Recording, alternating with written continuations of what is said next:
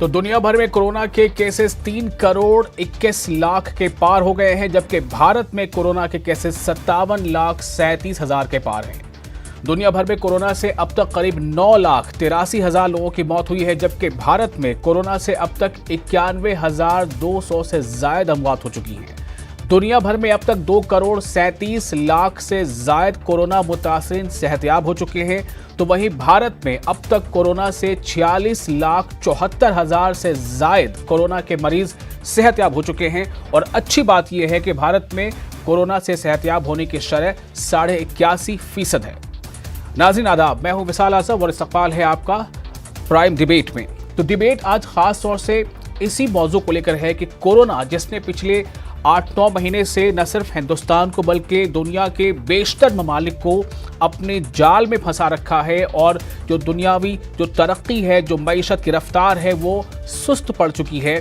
ऐसे में कोरोना के मामले में हिंदुस्तान में हम कहां से कहां तक पहुंचे हैं, और क्या कोरोना सिर्फ अवाम नास को जो है वो परेशान कर रहा है, या फिर जो बड़े नाम हैं, जो सियासतदान हैं, जो बॉलीवुड से जुड़े हैं या जो खेल से जुड़े हैं या किसी भी शोबे हयात से जुड़े हैं, उनके जो बड़े चेहरे हैं, क्या वो भी इसका शिकार हो रहे हैं? बेशक कोरोना का शिकार वीआईपी भी हो रहे हैं। तो ऐसे में सवाल ये पैदा होता है कि जो लोग समाज में, माशरे में एक रोल मॉडल के तौर पर होते हैं, जिन्हें जाने अनजाने एक बड़ी तादाद में लोग जिन्हें फॉलो करते हैं, जिनके तरह रहना, जिनके तरह पलना बढ़ना और सीखना चाहते हैं, जब वो खुद कोरोना की चपेट में आ रहे हैं, तो इससे क्या सबक लेना चाहिए?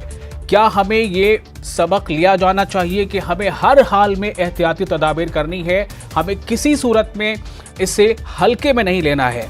अभी हालिया जो मानसून सेशन का आगाज़ हुआ, उससे पहले कोरोना प्रोटोकॉल के तहत तमाम जो मेंबर पार्लियामेंट है उन्हें 72 घंटे के पहले की रिपोर्ट पेश करनी थी।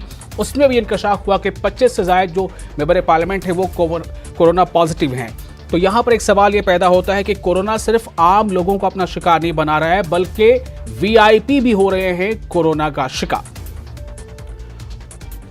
और आज हम इसी खास मौजू पर गुफ्तगू करेंगे। हमारे साथ कई खास लोगों का पैनल मौजूद है। सबसे पहले आपको हम बताएं कि हमारे साथ हैं doctor Mohsin Wali, senior physician. Doctor Mohsin Wali, आपका बहुत इस्तकबाल है। राजीव जेटली हैं, तर्जुमान बीजेपी के। विंग कमांडर अनुमा आचार्य है, रिटायर्ड, ये कांग्रेस से तर्जुमानी करेंगी। और साथ ही राजकुमार भाटी हैं, सीनियर लेडी एसपी लीडर हैं समाजवादी पार्टी के। सबसे अहम सवाल यहाँ पर यह है कि कोरोना ने ये खास पैगाम तो दे ही दिया। आप सभी का इस्तेमाल करते हुए पहला सवाल मैं डॉक्टर मोहसिन वली से करना चाहूँगा। डॉक्टर मोहसिन वली, बहुत सारे ऐसे नाम हैं जो कोरोना ने जिन्हें शिकार बनाया है, वो वीआईपी हैं, बड़े लोग हैं, यानी जिन्हें समाज में बड़ा माना जाता है, चाहे वो सियासतदान हो या खेल से जुड़े हों या फिल्मी हस्ती से जुड़े हों। और कई ऐसे लोग भी हैं जो इस वबा को झेल नहीं पाए, कोरोना के बीमारी के असर को झेल नहीं पाए, और वो इस दुनिया से रुखसत भी हो गए। और कई ऐसे हैं जो इसे पॉजिटिव तो पाए गए, लेकिन अब वो उसका सामना करके और अब अच्छी ज़िंदगी भी गुजार रहे हैं। हमें सबक क्या लेना चाहिए? जितने भी बड़े ऐसे पॉलिटिशियंस, अभी हाल ही में एक रोज़ कबल की बात है जब पता चला कि जो मिनिस्टर ऑफ स्टेट, मरकज़ी वज़ीर ममलकत रेल, उनका भी कोरोना की वजह का इंतकाल हो गया।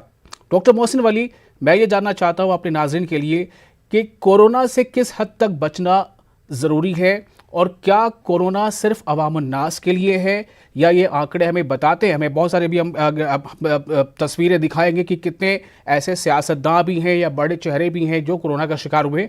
अभी स्क्रीन पर आप देखेंगे कि हमें इससे बचना किस हद तक ज़रूरी है। डॉक्टर मोहसिन जी, शुक्रिया बहुत बहुत मुझे हाजिर करने के लिए अपने प्रोग्राम में। देखिए, मेरे तो खुद फॉर्मर प्रेसिडेंट भारत रत्न प्रणब मुखर्जी साहब इसके साथ गए, हमारे मध्य प्रदेश के सीएम शिवराज सिंह चौहान साहब और ज्योतिरादित्य सिंधिया साहब की फैमिली में हुआ, इजराइल के health minister Litzman, British health minister, ये हेल्थ मिनिस्टर्स को हुआ, हमारे ये British health minister Hancock, Australia के होम मिनिस्टर पीटर डटन, और Iran deputy health minister, Armenia का छोटा सा मुल्क है, वहाँ के prime minister Nikol, Amitabh Bachchan साहब को हुआ। जब आप बड़े लोगों की बात कर रहे हैं, इवन प्रिंस चार्ल्स भी इससे नहीं बच पाए। और हमारे players like Novak Djokovic, Tom Hanks, Rita Wilson, Prince Albert of Monaco, Boris Johnson, Sophie Trudeau, wife of Canadian prime minister. तो ये बहुत से बड़े बड़े नाम हैं।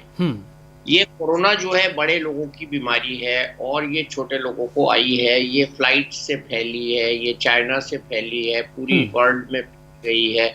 इसको रोकने के कोई इक़दाम नहीं हुए। इसमें सबसे बड़ी गलती जो है वो WHO की है, जो शुरू में फ्लाइट्स को बैन नहीं किया गया, जबकि इससे पहले होने वाले इन्फेक्शंस में फ्लाइट को बैन किया गया था। इसको पूरे वर्ल्ड में फैलने दिया गया तो ये सब हो आई है, सब इससे शिकार हो रहे हैं गरीब आदमी। आपने सुना होगा कि हमारे पास डॉक्टर्स का भी डाटा नहीं है, जबकि इंडिया में सबसे ज्यादा डॉक्टर्स की डेथ इससे हुई। लेकिन अभी ICMR ने एक लिस्ट जारी की थी 300 से ज्यादा डॉक्टरों की। हाँ जी, वो तो है, वो कर देखिए ना, वो ठीक है, वो कंप्लीट नहीं है, उसमें और नाम जुड़ने बाकी हैं। और हमें ये इसको कहने से मुझे ये नहीं, मैं कह रहा हूँ किसी की तरफ पॉइंट उठा रहा हूँ, उंगली अपनी पॉइंट नहीं कर रहा हूँ। मैं ये कहना चाह रहा हूँ कि इसमें कितनी अमवात हुई हैं, हर कसोनाकस इससे दो चार हुआ है, चाहे वो छोटा हो बड़ा हो, यहाँ तक के डॉक्टर भी हुए हैं, मेरे ये कहने का मतलब जी। और इसका मतलब ये है कि कोई इससे बच नहीं सकता। तो मैं उसमें आपका जो मुद्दा है वो उस पे आ रहा हूँ ये कहने के बाद कि हमको एहतियात को किसी भी स्टेज पे कम नहीं करना है। हमको सफर करने के बाद भी, कोरोना हो जाने का मतलब भी ये नहीं है कि हमको एक पासपोर्ट मिल गया कि अब हमको इम्यूनिटी हो गई, अब हमको दोबारा नहीं होगा। मैं आज भी अपने ऑफिस में 4-4 मास्क लगा के बैठा हूँ। मैंने प्रोग्राम की वजह से उतारे हैं, ये 1 एक लगाया हुआ मैंने, 2, 3 और ये 4N95 जी। तो और उसके बाद मैं हेड गियर भी लगा रहा हूँ, हेड गियर में लगा लेता हूँ, चलिए आपकी खुशी के लिए। तो ये कोरोना से बचने के जो तरीके बताए जा रहे हैं और उन तरीकों की वजह से हम कोरोना से बच सकते हैं, उसमें मास्क जो है उसका इस्तेमाल सबसे ज्यादा अहम है। और मास्क जो है ये वो पर्दा है जिसकी वजह से कोरोना हमारे बदन में, शरीर में, नाक में, गले में, आंखों में 3 रूट से दाखिल नहीं होगा। जी। पहले ये नहीं बताया गया था कि हवा की ड्रॉपलेट्स, माइक्रो ड्रॉपलेट्स से भी फैलता है, तो इसकी एहतियात करनी है। और मैं आपको एक अच्छी बात बताने जा रहा हूँ कि अगर दोनों फरीकैन मास्क लगा के बैठे हैं आमने सामने, तो उनमें ये भी जरूरी नहीं है कि आप 2 मीटर के डिस्टेंस पे बैठे, तो इसमें डिस्टेंस कम भी हो सकता है। लेकिन द मोमेंट हम मास्क हटाते हैं और हमको कोरोना है, तो हमारी हर सांस में जिलियंस ऑफ वायरस जो हैं वो निकल रहे हैं। ये मेरा स्टेटमेंट नहीं है, अमेरिका के सबसे बड़े नोबेल लॉरेट जी डॉक्टर मोहसिन वली, मैं थोड़ी देर अपने और पैनलिस्ट से भी इस बारे में रिएक्शन लेता हूं और फिर आपके पास वापस आऊंगा। मैं उससे पहले एक चीज बताऊं कि जिन लोगों को कोरोना का अटैक हुआ और फिर वो कोरोना से सकम हो गए, यानी वो उसकी ताब ना ला सके, उस दुनिया से गुजर गए, उनमें कुछ नाम हैं जो मैं बताना चाहता हूँ जल्दी से, और वो स्क्रीन पर हम दिखा भी रहे हैं।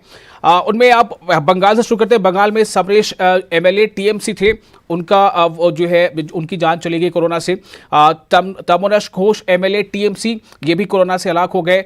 श्यामल L चक्रवर्ती लीडर CPM ये भी कोरोना से हलाक हो गए। उत्तर प्रदेश आते हैं, Chetan Chauhan farmer cricketer minister भी रह चुके हैं, तो ये भी कोरोना से हलाक हुए। कमल रानी मिनिस्टर, ये भी कोरोना की वजह इनकी जान चली गई। पंकज कुरुक्षेत्र ये बहुत सीनियर जर्नलिस्ट, ये भी कोरोना की वजह चले गए। कर्नाटक में आइए, Suresh Angadi minister of state railways, इनकी भी जान कोरोना की वजह चली गई। राज्यसभा रुकन इससे पहले एक बीजेपी के, वो भी कोरोना की वजह उनकी जान चली गई। और आंध्र प्रदेश में बल्ली दुर्गा प्रसाद MP YSRCP, इनकी भी कोरोना की वजह मौत हुई। मध्य प्रदेश में आते हैं गोवर्धन डांगी, ये कांग्रेस के MLA, इनकी भी कोरोना की वजह मौत हुई। चेन्नई H वसंत कुमार MP कांग्रेस, इनकी भी कोरोना की वजह मौत हो गई। बिहार आइए, रघुवंश प्रसाद सिंह लीडर RJD से थे, हालांकि आखिर में उन्होंने रिजाइन किया था, ऐसे लेटर्स की बात आई थी, उनकी भी कोरोना से वजह मौत हो गई है। बीजेपी के MLC सुनील कुमार सिंह, उनकी कोरोना की वजह मौत हुई। माइनॉरिटी वेलफेयर मिनिस्टर की अहलिया, उनकी वाइफ, उनकी कोरोना से मौत हुई। साबिक वजीर इलियास हुसैन की अहलिया, उनकी कोरोना से मौत हुई। ऐसे कई नाम हैं और बेशबहा और बेशतर नाम ऐसे हैं जो कोरोना से मुतासिर हुए। कुछ अभी उनका इलाज चल रहा है और कुछ रिकवर भी हो गए। मैं आपके पास आता हूं जेटली साहब, सवाल इस बात को लेकर है कि किस हद तक हम इसे सीरियसली ले रहे हैं। एक तरफ बात लगातार ये होती है कि लोगों को इससे कोऑपरेट करना चाहिए और जहां तक मुमकिन हो कोरोना का टेस्ट कराना चाहिए, लेकिन अभी हमने देखा कि मॉनसून सेशन शुरू होने से पहले जो शर्त थी तब जाकर पता चला कि 25 हमारे या उससे ज्यादा जो एमपी है वो भी कोरोना पॉजिटिव है। अगर सेशन शुरू नहीं हुआ हो तो शायद वो टेस्ट भी नहीं हो पाता सामने। राजीव जेटली। बिल्कुल, मैं आपकी बात से इत्तेफाक रखता हूँ कि बड़ा गंभीर विषय है कि कई बार हम पूरे प्रिकॉशंस लेते हैं, किस माध्यम से कोरोना आता है। जैसा अभी डॉक्टर वली साहब ने बताया कि दुनिया के बड़े बड़े लोग, जिनका शायद कई लोग तो ऐसे हैं जिनका पब्लिक रिलेशन भी बहुत कम रहा होगा, जैसे अमिताभ बच्चन साहब बहुत कम बाहर निकलते हैं, बहुत प्रिकॉशन लेते थे, लेकिन फिर भी किस माध्यम से कोरोना उन तक पहुंचा, क्या उसकी सोर्सेस रहे, क्या वजहें रही, या जैसे बड़ी लंबी आपने फहरिस्त लिखवाई अभी बताई कि बहुत सारे बड़े नेता नहीं, हर फील्ड के अंदर जी, वो चाहे स्पोर्ट्समैन हो, चाहे वो नेता हो, चाहे वो बॉलीवुड से जुड़े हुए व्यक्ति हो, या कोई समाज के और दूसरे प्रतिष्ठित व्यक्ति हो, या आम नागरिक हो, क्योंकि कोरोना किसी के बीच में ऊंच नीच नहीं देखता, या उसको ये नहीं पता कि ये बड़े लोग हैं, ये सेलिब्रिटी है और ये आम व्यक्ति है। वो किसी भी सोर्स से, किसी भी माध्यम से किसी तक भी पहुंच सकता है। तो ये एक गंभीर विषय है, इसमें कोई डाउट नहीं है, इसको गंभीरता से लेना भी बहुत जरूरी है। जो आईसीएमआर ने गाइडलाइन डिसाइड की है, जो एसओपी बनाया हुआ है, उस एसओपी को अगर हम फॉलो करते हैं तो हमारा बहुत बड़ा बचाव है। जैसा अभी थोड़ी देर पहले भी बात चल रही थी कि हमारे अभी वैक्सीन के कोई जरिया नहीं नजर आ रहा, और वैक्सीन नहीं है तो मास्क ही आपकी सबसे बड़ी वैक्सीन है। तो ये इंटरनेशनली प्रूव हो चुका है कि मास्क सबसे बड़ा प्रिवेंशन आप कर सकता है जी। तो मास्क से हम अपना बचाव कर सकते हैं। लेकिन देखिए, ये बात से पीछे नहीं हट सकते कि हमने लंबा लॉकडाउन देखा है और उसके प्रभाव भी देखे हैं, अच्छे और बुरे दोनों ही प्रभाव देखे हैं।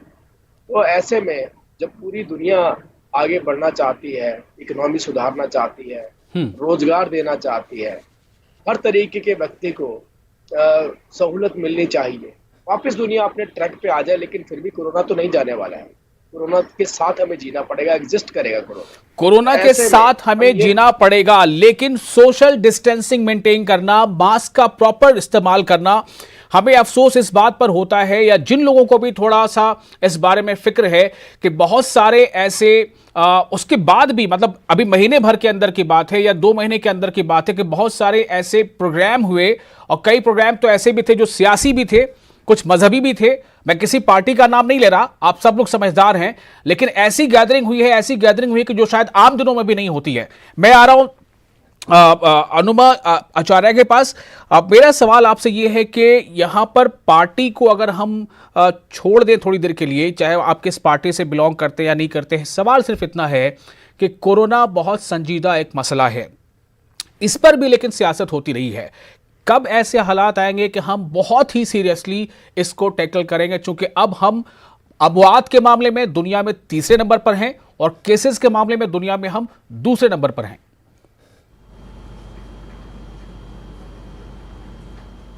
अगर मैं तथ्य बोलूंगी विशाल, तो आप उसे कहेंगे कि ये सियासत हो रही है, लेकिन तथ्य तो बोलने पड़ेंगे, क्योंकि जो कोरोना है वो भारत में कोताहियों का सिलसिला है।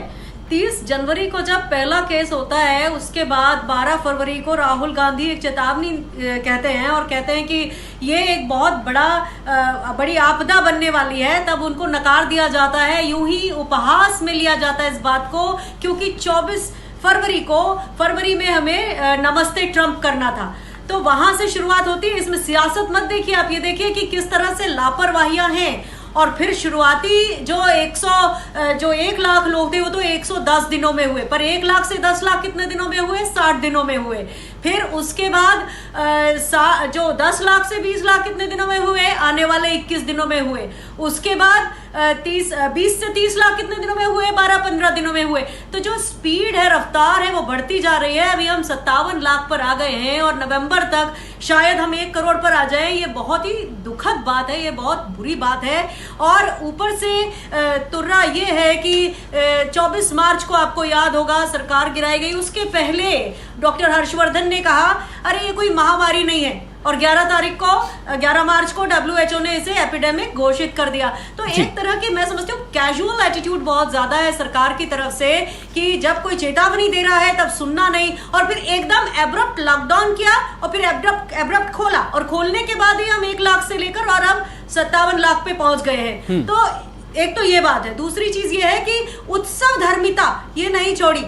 ये देखिए आप जो हमारा मध्य प्रदेश है वहां पर देखिए तो कितने सारे फंक्शन हुए जिसमें सारे बीजेपी के जो लोग हैं उन्होंने सरकार गिराने का उत्सव मनाया, उसके बाद सरकार बनाने का उत्सव मनाया, उसके बाद अभी परसों की बात है, देखिए वहां के जो मंत्री थे नरोत्तम मिश्र कहते हैं मैं नहीं लगाता हूं मास्क, फिर पता नहीं शायद उनको डांट वाट पड़ी होगी तो फिर वो दोबारा उन्होंने माफी मांगते हुए प्रधानमंत्री का सिद्धांत बताया।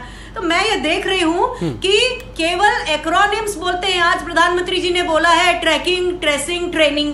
अब इसको लागू कौन करेगा? लागू भी तो सरकार को करना पड़ेगा। लागू कौन करेगा, ये एक अहम सवाल यहाँ पर है। ट्रैकिंग, ट्रेसिंग, लेकिन इसको लागू कौन करेगा? मैं थोड़ा आप लोगों से वक्त लेना चाहूंगा। हमारे साथ एक और मेहमान हैं, राजकुमार भाटी जी हैं, सीनियर लीडर समाजवादी पार्टी के हैं। आप इसे कैसे देखते हैं?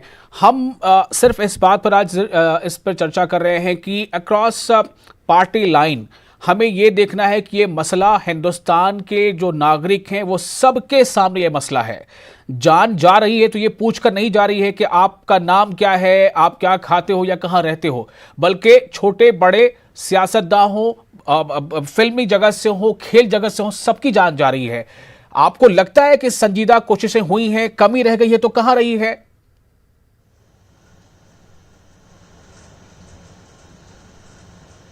भाटी साहब।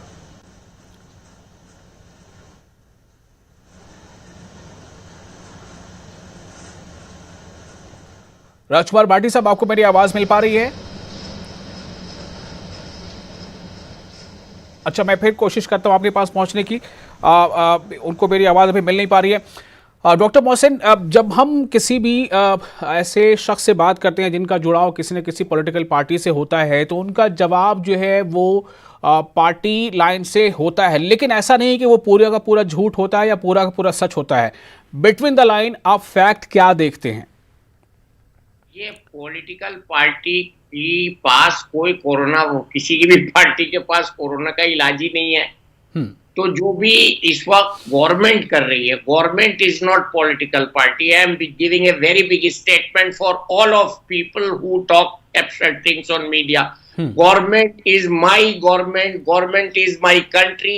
Each life of my country is precious. मेरे मुल्क का हर शहदाई, मेरे मुल्क का हर रहने वाला, उसकी जान बचाना मेरा फर्ज है, गवर्नमेंट का फर्ज है। इसमें पार्टी को तो देखना ही नहीं है, कोरोना को देखना है। कोरोना कौन सी पार्टी से है ये हमें नहीं बात करनी, वो भी हालांकि वो भी उससे भी आप पार्टी को जोड़ सकते हैं, लेकिन हमें करनी नहीं। जब हम वहां पे पार्टी की बात नहीं कर रहे हैं कि कौन सी पार्टी से आया है, तो वो उस मुल्क में भी पार्टी है। हमने आज तक किसी के मुंह से नहीं सुना पार्टी का नाम उसके कोरोना वायरस के साथ। तो हम यहाँ क्यों कर रहे हैं? यहाँ क्यों कर रहे हैं? भाटी साहब हमारे साथ जुड़ चुके हैं, आप पार्टी को छोड़ते हैं, भाटी साहब को पकड़ते हैं। राजकुमार भाटी साहब, आपको मेरी आवाज मिल पा रही होगी। बहुत संजीदा इशू है। कोरोना ने कई जानें ले ली हैं। 91,000 से ज्यादा लोगों की जान हिंदुस्तान में कोरोना के वजह चली गई है। मेरा सवाल यह था कि क्या आपको लगता है कि हम पार्टी, पॉलिटिक्स, इन सब से अलग हमारी सरकारें, चाहे वो स्टेट की हो या सेंटर की, हम वाकई संजीदा हैं इस मामले पर, कोरोना से लड़ने के मामले पर? चूंकि बहुत सारे वीआईपी इसका शिकार हो रहे हैं, आम तो लोग हो ही रहे हैं।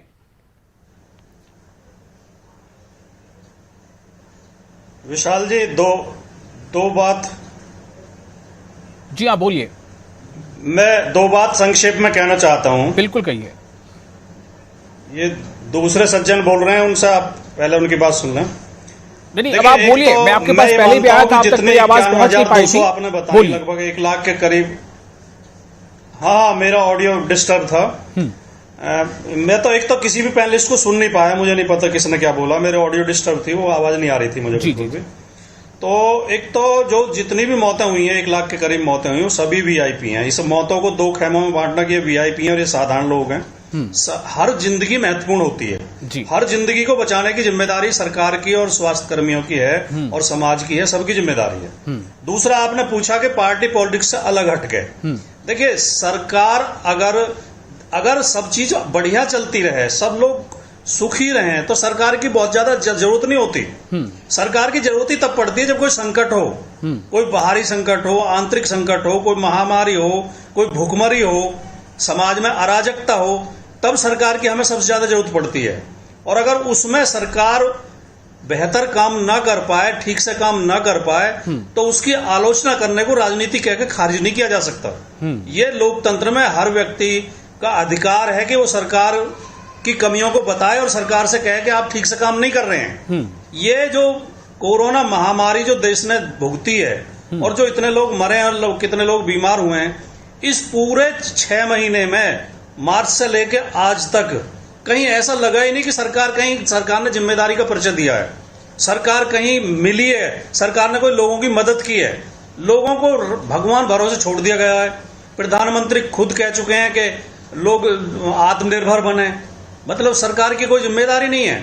ना तो लोगों को रोटी, दवाई, इलाज, डॉक्टर मर रहे हैं और सरकार कह रही है हमारे पास आंकड़ा ही नहीं है कितने डॉक्टर मर गए, हमारे पास यही आंकड़ा नहीं है कितने लोग बेरोजगार हो गए, कितने लोगों ने आत्महत्या की कोरोना काल में, सरकार के पास कोई आंकड़ा नहीं है, कितने मजदूर सड़कों पर मरे, कोई आंकड़ा नहीं है।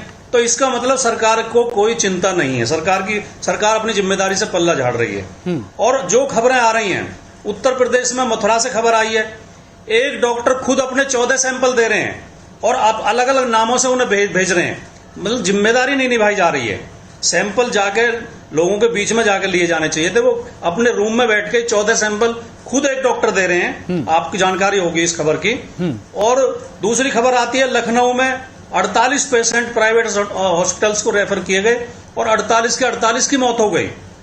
प्राइवेट अस्पतालों ने जो लूट मचाई है इस कोरोना काल में, जो प्रधानमंत्री ने कहा था कि हमारे लिए अवसर लेकर आया है, मेरे ख्याल से अवसर ये लुटेरों के लिए लेकर आया, लूट मचाने के लिए अवसर लेकर आया कोरोना।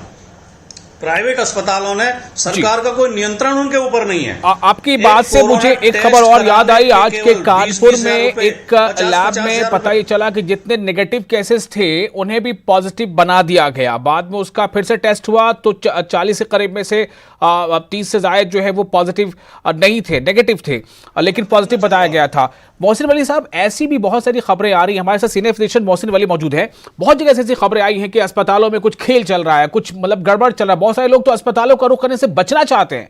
ऐसे हालात क्यों पैदा हो गए? देखिए, मैं आपको ये टेस्ट की बात से बहुत ऊपर ले जाना चाहता हूँ। हमारे यहाँ कई तरह की किट्स हैं और एक शख्स का टेस्ट एक किट से नेगेटिव और दूसरी से पॉजिटिव आ सकता है। इसमें कोई कंपटीशन नहीं है और बार बार टेस्ट कराने की कोई मनाही नहीं है। एक से ज्यादा बार कराया जा सकता है।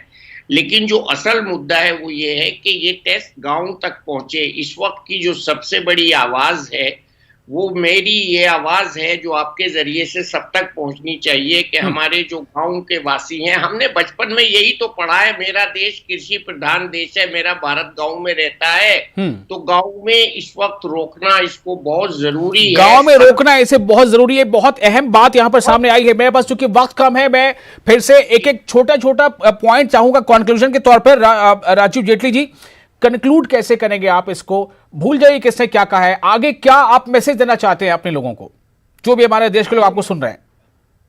मैं भूल गया, मैं उस बातों पे जाना भी नहीं चाहता क्योंकि उनकी मजबूरी है, वो राजनीति करना चाहते हैं। अगर उनको कोरोना के ऊपर बैठकर भी आना पड़े, बस क्या मैसेज क्या है, तो वो भी बनाएंगे क्योंकि वो राजनीति का केंद्र है और राजनीति करनी है। लेकिन वो इश्यू यहाँ पर ये है, हमारे देश में हमने पीपी किट नहीं सुनी थी। शायद जितने भी हमारे पैनल पे बैठे डॉक्टर साहब को छोड़ दिया जाए तो पीपी किट क्या होती है हमें नहीं पता होता।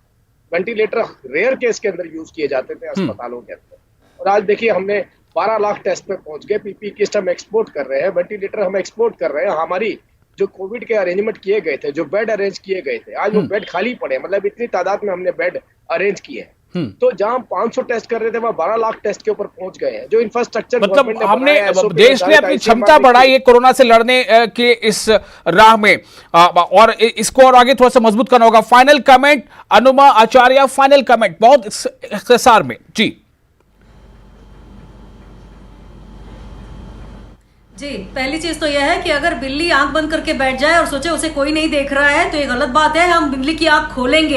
ये जितने भी अभी जो हमें काम एक साथ मिलकर करने चाहिए थे, उसमें पीपीई किट का स्कैम हुआ, वेंटिलेटर का स्कैम हुआ, जो ज्योति सीएनसी ऑटोमेशन कंपनी को 5,000 का ऑर्डर दिया, आंध्र प्रदेश में टेक जोन को दिया, जबकि ये क्वालिफाई नहीं किए थे। कहां है सरकार की मंशा? कम से कम ये दिखना तो चाहिए कि जिन लोगों को बीईएल से क्यों नहीं ले सकते थे, जो भारत इलेक्ट्रॉनिक लिमिटेड, जिसको DG director general of medical services ने क्लियर किया था। आईसीएमआर का डेटा नहीं है, जबकि आईसीएमआर ने लगकर इतनी जल्दी सारे सांसदों का जो है वो टेस्ट किया। तो मैं समझती हूँ कि सरकार को लोगों के लिए जिम्मेदार होना पड़ेगा और ये बहुत जरूरी है। सरकार को लोगों के लिए बहुत संजीदा होना पड़ेगा, सियासत से बिल्कुल परे। हर एक इंसान वीआईपी है, ना कि सिर्फ वो जो कोई लीडर हो। बहुत शुक्रिया आप तमाम लोगों का इस खास मौजू पर हमारा साथ देने के लिए। आदाब।